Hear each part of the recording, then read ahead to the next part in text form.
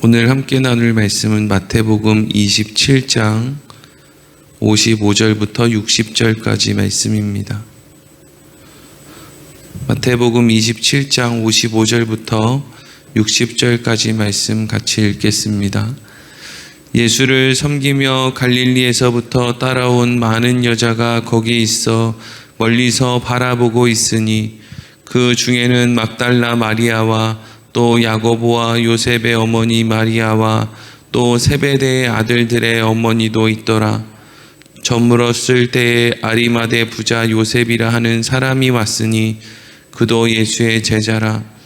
빌라도에게 가서 예수의 시체를 달라 하니 이에 빌라도가 내주라 명하거늘 요셉이 시체를 가져다가 깨끗한 세마포로 싸서 바위 속에 판 자기 새 무덤에 넣어두고 큰 돌을 굴려 무덤 문에 놓고 가니.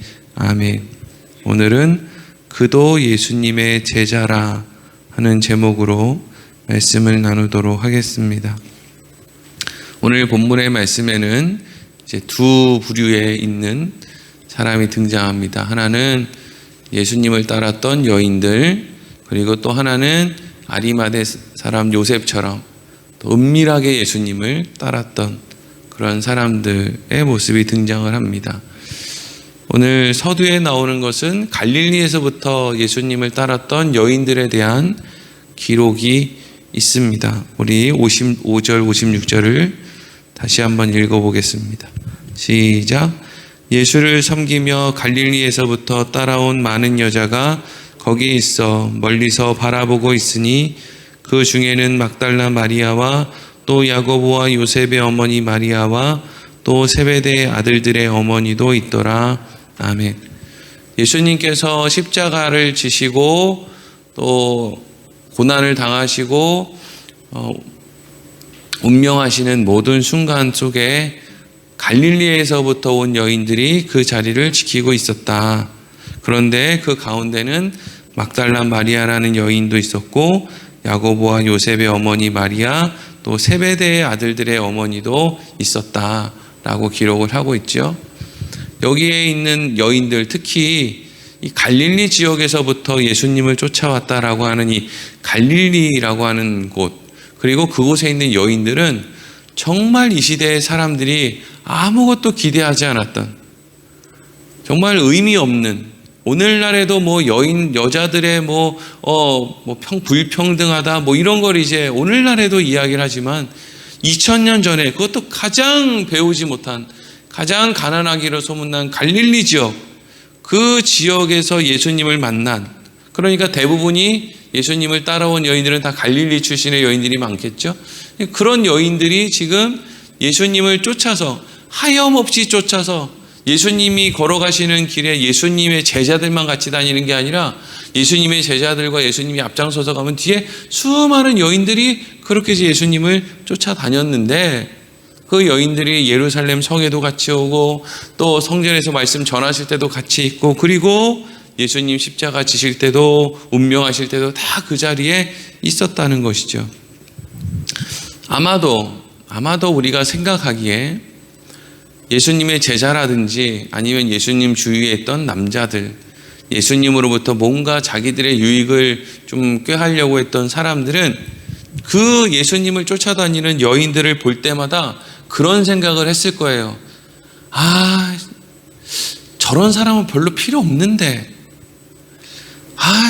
저런 사람 가진 것도 없고 남자도 아니니까 무슨 증인의 역할을 할 수 있는 것도 아니고 힘도 없고, 근데 밥이나 축내고 말이나 시끄럽게 하고, 저런 사람 우리 필요 없는데, 혹은 저 사람들이 남자였으면 얼마나 좋았을까.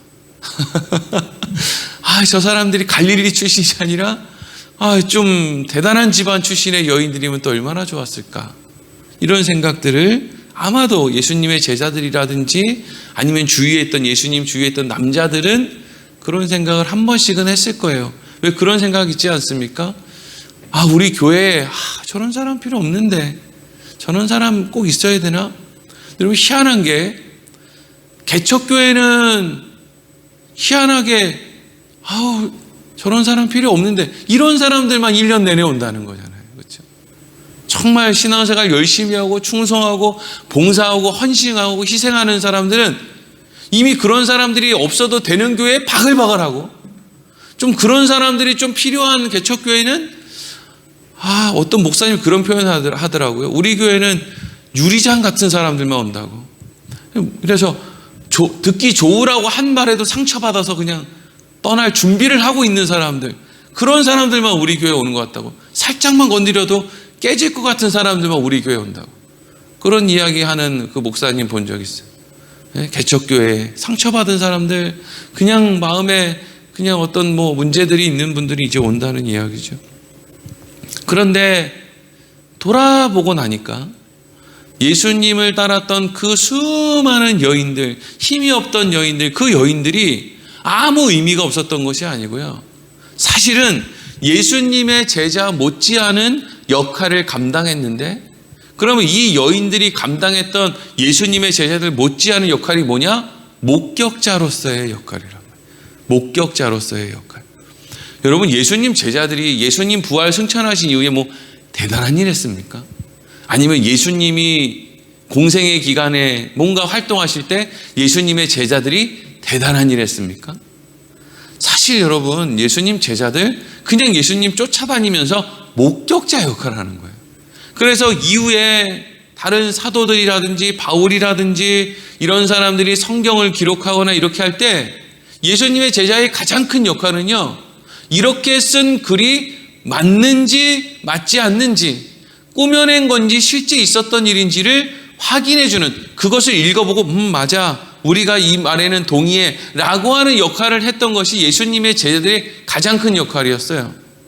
예수님의 제자들이 예수님 운명하시고 다 그 자리에 있었던 것도 아니고, 십자가에서 모든 사역 마치시고 부활하신 다음에, 그리고 승천하신 다음에 제자들이 어마어마한 역량을 일으켜가지고 마치 사도 바울처럼 땅끝까지 돌아다니면서 막 교회를 수십 개 수백 개씩 다른 사도들이 세우고 이런 것도 아니란 말이죠. 금방들 다 순교해서 죽었고, 예루살렘에 핍박이 있을 때까지 예루살렘에서 버티다가 뒤늦게 이제 예루살렘 밖으로 이제 흩어져 나가서 이렇게 저렇게 하다가 별로 그렇게 자료도 남아있지 않은 그런 모습으로 지내죠. 그러니까 예수님의 제자들의 가장 큰 어떤 존재 이유 가운데 하나도 목격자로서의 어떤 존재란 말이죠. 근데 예수님의 제자들이 답답하게 생각했던 이 여인들은 예수님의 제자들보다 훨씬 더 깊이 있는 자리, 훨씬 더 위험한 자리, 이런 데 들어가서 거기서 보고 앉아 있는 거예요. 죽이라 이거죠. 여러분, 여자들이 힘이 없을 것 같은데 남자들보다 정신력은 훨씬 더 센 것 같아요. 특히 사랑하는 사람에 대한 정신력은 훨씬 더 센 것 같아요. 그래서 아버지들은 애가 울면 울음소리도 못 듣고 그냥 밤에 잠을 쿨쿨 자는데, 어머니들은 그냥 코피가 나도 그냥 얘를 부둥켜 안고 밤을 새지 않습니까? 물론 밤새고 난 다음에 남편한테 짜증을 좀 부리기는 하지만 어쨌든지 그래도 아이를 그렇게 정신력을 가지고 사랑의 마음을 키우는 것은 어머니들 아니에요. 그러니까 십자가 앞에서도, 그 어려운 가운데에서도 예수님을 따라온 그 여인들이 예수님이 무슨 말씀을 하시는지, 어떻게 죽어가시는지, 그리고 예수님 부활하실 때에도 다 그냥 두려워서 숨어 있는데 여인들이 어쨌든지 거기를 찾아갔다가 부활을 처음 목격하기도 하고 이렇게 하지 않습니까? 그러니까 예수님을 따랐던 여인들의 모습을 보면 우리는 어떤 생각을 할 수 있어요? 하나님 나라의 역사는 필요 없는 사람이 없구나. 어떤 사람도 하나님께는 필요하구나, 이런 거죠. 여러분 인생 가운데 이 사람은 좀 내 인생에 좀 신앙생활 하는데 좀 방해가 되지 않을까? 좀 이 사람은, 우리 이웃은, 우리 가족은, 형제는, 이런 사람은 좀, 여러분 그 사람이 여러분 목격자예요. 여러분의 목격자라고요. 여러분들이 하는 걸 옆에서 보고 있는 거예요. 우리 남편이, 우리 아내가, 우리 아버지가, 우리 자식이 예수 믿노라고 맨날 말을 하는데, 말만 하는 게 아니라, 그래, 나는 예수 잘 못 믿는데 너는 예수 잘 믿는, 너는 어떻게 사나 보자 라고 목격하고 있는 사람들이에요. 가장 필요한 사람이죠. 그렇게 보셔야 돼요. 하나님이 나에게 붙여주신 CCTV란 말이에요. 아, 내가 어떻게 말하는지, 어떻게 생각하고 어떻게 행동하는지 누가 제일 잘 알아요? 내 바로 옆에 있는 사람들, 내 주위에 있는 사람들, 내 가족들이 더 잘 알아요. 그게 존재의 목적이에요. 목적이라고요. 교회에서요, 목사들이 생각할 때, 아유, 저런 분은 참 교회에서 나 목회하는데 참 힘들다. 너 자꾸 눈치 보게 만드는 사람들이 있거든요. 여러분, 그 사람이 하나님이 보내준 좋은 CCTV 카메라예요. 눈치를 보야죠. 어떻게 내가 다 온전하지 않은데 눈치를 안 볼 수 있습니까? 눈치를 보고, 아, 내가 지금 사람들한테 어떻게 보이는 목사일까? 다 나만 좋다고 하면은 제정신 못 차리는 거죠, 뭐. 근데 나 안 좋다고 하는 사람이 있으니까, 그렇지, 내가 똑바로 해야지, 더 잘해야지, 이런 자리에 설 수 있는 거거든요. 근데 사람들의 눈에 볼 때 뭔가 충성하고 잘하고 막 이렇게 하는 사람들은 꼭 필요한 존재 같고, 그렇지 않고 조금 이제 겉에서 그냥 뭐 바른 말이나 하고 그렇게 잘 참여다 이런 사람들은 별로 안 필요해 보인단 말이에요. 그런데 하나님의 나라의 역사는 이 모든 사람들이 합력해서 함께 지어져 가는 역사지, 어떤 사람은 필요하고 어떤 사람은 불필요하니까 너네는 남아있고 너네들은 저리 가, 이런 여러분 하나님의 나라의 역사는 없어요. 그런데 어떤 교회는 목사 말에 순종하지 않고 충성하지 않고 딴 말 할 것 같으면 다 나가, 이런 식으로 이제 하는 교회들이 있죠. 여러분, 건강할 수 없습니다. 절대로 건강할 수 없어요. 대통령 말에 좋다고 하는 사람들만 참모로 있고 나머지는 전부 나가, 여러분, 그건 망합니다, 그 나라. 그렇지 않습니까? 사람들이요, 내 주위에 내가 한마디 하면 전부 엎어지는 사람만 있어. 이렇게 만들면 자기가 실력 있는 줄 알아요. 아니요, 실력 없는 사람들이 그런 짓 하죠. 실력 있는 사람은요, 내 주위에 내 멱살을 잡고 똑바로 하라고 할 사람들이 천지입니다. 이 사람이 실력 있는 사람이에요. 왜냐하면 그 사람들이랑 대화를 해서 뭔가 할 수 있는 능력이 있으니까 그렇게 하는 거거든요. 근데요, 실력 없는 사람은 그런 사람들이랑 대화할 수 있는 능력이 없는 거예요. 설득할 수 있는 능력이 없는 거예요. 그래서 못한단 말이죠. 세종대왕이 한글 만들 때 좋아하는 사람들만 옆에 있었으면 우리 지금 한글 이렇게 못 쓸 거예요. 근데 그건 아닌 것 같다고, 이건 맞다고, 아니라고 세종대왕이랑 계속 논쟁하는 사람들이 있으니까 그게 갈고 닦여서 지금 우리가 사용하는 이렇게 전 세계에서 가장 훌륭한 그런 문자가 된 거란 말이죠. 예수님을 따라다녔던 여인들, 아마 또 여인들, 또 예수님 제자들 엉뚱한 짓 할 때마다 분명히 잔소리도 하고 이랬을 거예요. 왜 그렇게 하시냐고, 다 어디 갔다 오셨냐고, 예수님 그 고난일기 가시는데 제자분들 다 어디 갔다 오셨냐고, 그냥 마음을 콕콕 찌르는 이야기를 했을 거예요. 왜 안 했겠습니까? 이 여인들이 무슨 겁이 있어요? 예수님 십자가 앞에서 당당하게 거기 있던 사람인데 무슨 죽을 게 겁나가지고 거기 있다 왔겠습니까? 그런데 이 사람들이 돌아보니까 너무 의미 있고 소중하고 가치 있는 사람이더라. 지나보니까 그게 보이더라는 거죠. 그리고 나서 이어지는 말씀에 또 누가 등장합니까? 아리마대 사람 요셉이라는 사람이 등장해요. 57절부터 60절까지 말씀을 보겠습니다. 시작. 저물었을 때 아리마대의 부자 요셉이라는 사람이 왔으니 그도 예수의 제자라. 빌라도에게 가서 예수의 시체를 달라 하니 이에 빌라도가 내주라 명하거늘 요셉이 시체를 가져다가 깨끗한 세마포로 싸서 바위 속에 판 자기 새 무덤에 넣어두고 큰 돌을 굴려 무덤문에 놓고 가니. 아멘. 아리마대의 부자 요셉, 57절에 아리마대의 부자 요셉이라고 소개하고 있죠. 그러니까 이 사람은 대단히 부자인 거예요. 성경에 이렇게 부자라고 쓰일 정도면 대단한 부자인 거죠. 자, 그러면 예수님의 제자들이 이 아리마대 사람 요셉의 모습을 평소에 볼 때 어떤 마음으로 봤을까요? 아, 저 사람 돈도 많은데 돈 좀 쓰지. 우리 돈 없는데 우리한테 헌금 좀 하지. 아리마대 사람 저 사람이 마음만 먹으면 저기 있는 반 몇 평만 팔면 우리 예수님 쫓아다니고 여비 쓰고 이런 거 진짜 하나도 안 모자랄 텐데 저 돈 갖고 있다 뭐 하는 거야? 저거 다 싸지면 쥐고 가서 죽을 거야? 분명히 돈 없는 사람들은 그런 생각을 하고도 남아요. 특히 예수님의 제자들 가운데 특히 누가 더 그랬을까요? 예수님의 돈계를 맡은 가룟 유다 같은 사람들은 더 그렇게 얘기했겠죠. 저거 말이야, 예수를 믿는다고 하면서도 젖다우로 믿고 말이야, 저거 두 주인을 섬기고 말이야, 세상도 섬기고 예수도 섬기는 것처럼 저거 결정적일 때는 숨어가지고 아무것도 안 하고 아이고 저 돈벌레, 저거 드러내놓고 믿다가 저거 걸리면은 자기한테 불이익이 있을까봐 중요한 순간에는 싹 숨고 또 구원은 받아야 되니까 예수님한테 와가지고 또 그냥 알랑방구 끼고 막 꼭 저러는 거 아니야? 막 분명한 것은 좋은 시선으로 보지는 못했을 거예요.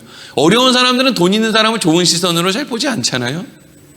그러니까 이 아리마대 사람 요셉은 그냥 그렇게 신앙생활을 하면서 그때까지는 어느 때까지는 또 자기도 그런 마음이었겠죠. 드러내놓자니 잃을 게 너무 많고 그렇다고 또 따르지 않자니 예수님이 옳은 것 같고 이제 막 그 언저리에서 이렇게 신앙생활을 했을 거예요. 그러면 똑같은 상황이 되어보지도 않아놓고 이제 말하기 좋았던 제자들은 그렇게 얘기했겠죠. 난 저렇게는 신앙생활 안 해. 꼭 그런 얘기 한단 말이에요. 자기는 안 해봤으면서 그런 상황 속에 없어 봤으면서 나는 내가 목사하면 난 저렇게는 안 해. 목사 해봤어요? 나는 장로하면 저렇게는 안 해. 해봤냐고요, 장로를. 나는 뭐 이렇게 하면 나는 뭐 안 믿는 배우자나 살면 나는 저렇게는 안 해. 나 훨씬 더 잘할 수 있어. 살아봤어요? 살아봤어? 안 살아봤잖아요. 나는 그래도 자식을 저렇게 교회 잘 나오게 만들지 나는 자식들 신앙교육을 저렇게는 안 해. 해봤냐고요. 네. 분명히 예수님 제자들 중에 주와 함께 죽으러 가자라고 외쳤던 도마라든지 예수님 안 됩니다 막 이렇게 막 예수님보다 더 믿음 있는 척했던 그 베드로라든지 이런 사람들은 이런 아리마대 사람 요셉 같은 사람들의 모습을 보았을 때 평소에 지들끼리 하여튼 왜 솔찬이란 말이 나와? 하여튼 솔찬이 했을 거예요. 욕을 저렇게 신앙생활하면 안 된다고. 근데 여러분 예수님이 운명하시고 그리고 부활하시기 그 시간에 예수님의 제자들은 어디 숨었는지 전부 숨어가지고 그 잘나빠진 인간들, 그 믿음 좋다고 하는 인간들, 자기 인생에 문제가 생기니까 막 다른 사람 문제 일어났을 때는 그렇게 이빠른 말하기 좋아하더니 내 인생에 문제 터지니까 전부 숨어가지고 전부 뭘 해야 될지도 모르는 그런 틈바구니에 그제서야 누가 등장을 합니까? 아리마대 사람 요셉이 등장을 하는 거죠. 이 요셉이 무슨 일을 해요? 빌라도를 찾아가는 거예요.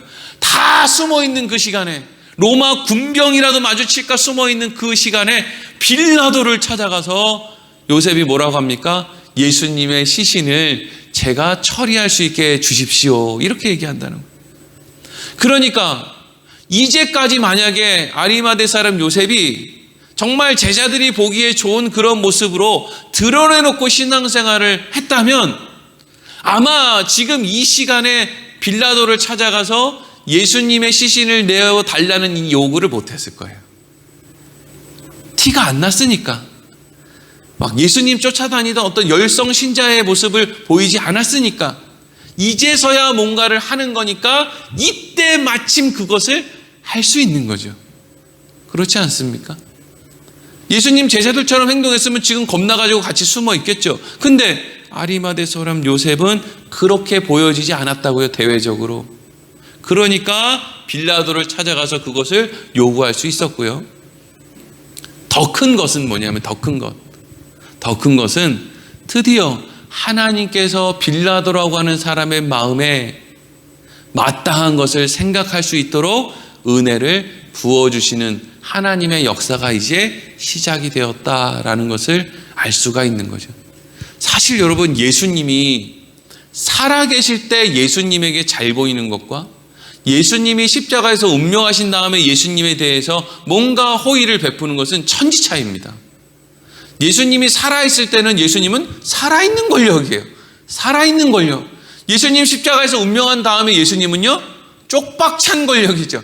아무것도 남아있지 않고 오히려 그 편에 섰다가는 망하는 권력이에요. 그런데 오히려 살아있을 때는 예수님을 가까이 하지 못하는 사람이, 아니 죽었을 때는 아예 그럼 더 가까이 할 수가 없어야죠. 근데 죽은 다음에는 예수님에게 와서 예수님에게 시신을 받고 호의를 베풀고 자기를 위해 준비한, 그러면 돈 많은 사람들이 자기를 위해 무덤을 준비했으면 얼마나 좋은 거 준비했겠습니까? 그거 돈 다 싸지머지고 갈 것도 아닌데 자기를 위해서는 그래도 좀 쓰잖아요. 그럼 얼마나 좋은 무덤을 준비했겠어요? 근데 그 무덤을 십자가형이라고 하면은요, 정말 저주받은, 하여튼 재수가 없으려면 이렇게 재수가 없을까 싶은 사람이 십자가에 달려 죽는 거예요.